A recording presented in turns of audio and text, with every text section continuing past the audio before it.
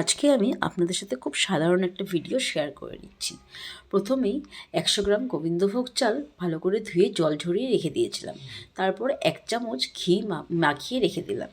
এদিকে আমি 1.5 লিটার দুধ জালে বসিয়েছিলাম, ফুটিয়ে ফুটিয়ে 1 লিটার করে নিয়েছি। তারপর চালটা দিয়ে ভালো করে নাড়াচাড়া করতে থাকবো। নাড়াচাড়া কিন্তু বন্ধ করা যাবে না, নাহলে চাল জমাট বেঁধে যাবে।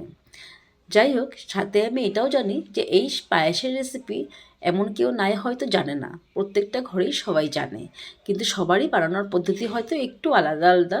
তা আমি কীভাবে বানাই সেই পদ্ধতিটা দিয়ে আপনাদের সাথে আমি শেয়ার করে নিচ্ছি। চালটা ভালো করে নেড়ে চেড়ে তারপর আমি 2টো তেজপাতা দিয়ে দিলাম ফ্লেভারের জন্য।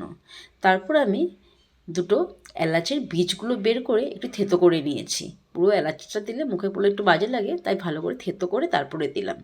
তারপর আবার নাড়াচাড়া করতে করতে যখন চালটা ফুটে গেছে, তখন আমি কিছুটা নলেন গুড় দিয়ে দিলাম 1 বাটি মতো। কেউ চাইলে একটু বেশিও দিতে পারবে, আর কেউ চাইলে চিনিও দিতে পারবে, কিন্তু আমি মিষ্টি কম খাই তাই একটু কমই গুড় দিলাম।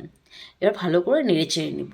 গুড়টা দেওয়ার পরে একটু জল ছেড়ে যায়, তাই ভালো করে একটু ফুটিয়ে নেব। যাই হোক, এইদিকে ফুটতে ফুটতে আমি সাইডে কিছুটা ড্রাই ফ্রুটস ঘিয়ের মধ্যে ভেজে নিয়েছি। তার মধ্যে ছিল কাজু, কিশমিশ আর আমন্ড। আর আমি এগুলোকে একটু টুকরো টুকরো করে দিয়েছি, পুরো গোটা গোটা দিই নাই।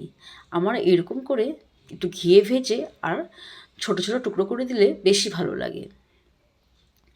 দিয়ে আবার ভালো করে নেড়ে চেড়ে তারপর আমি গ্যাসটা অফ করে দেব। আর একটু পাতলা পাতলা দেখাচ্ছে ঠিকই, এখন এটা যখন ঠান্ডা হয়ে যাবে তখন জমে একদম সুন্দর হয়ে যাবে। যাই হোক, এই হলো আমার সিম্পল পায়েসের রেসিপি। আপনাদের কেমন লাগলো প্লিজ কমেন্টে জানাবেন, আর ভালো লাগলে একটা লাইক করার অনুরোধ রইল। Thank you.